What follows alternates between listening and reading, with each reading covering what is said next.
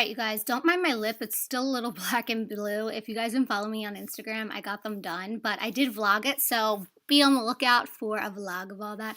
I'm so excited to use this Kristina palette by Scarlet. I have had my eye on it. I'm using the blush as my transition shade, but this is definitely my most favorite out of them all. This glitter that is in this palette is insane. It is better than the Urban Decay glitter, no joke. So here is the gold. Oh my gosh, look at that. That was like one swipe and I like barely touched my skin. It looks so good. I'm using a flat brush. This one's from one of the BoxyCharms. It's like Alamar, I believe. I really like these brushes. And I did give the new Luxie brushes that came in the new BoxyCharm set another try because a viewer told me to use it more as a detail brush. Thank God she told me. Here it is. I just kind of pack that black on the outer corner.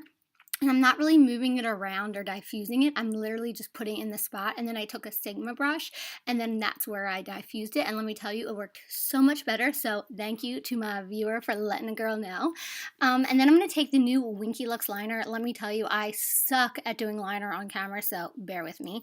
Then I'm taking a little bit of that yellow just for like a pop of color, something really fun and different. I had no idea what I was going to do, to be honest, and I just went with it and hoped for the best, which is usually what I do. But this glitter liner, look at it. It's so sharp.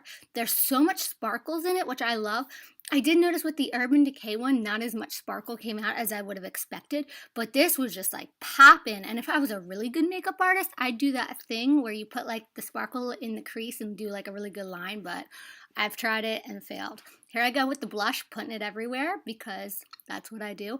I really like this highlighter because it's nice and subtle. It has like a little pop of like a rose gold, but you could tell it's not like overbearing and it doesn't set into your pores and just make your skin look rough. So I really, really, really like the highlight.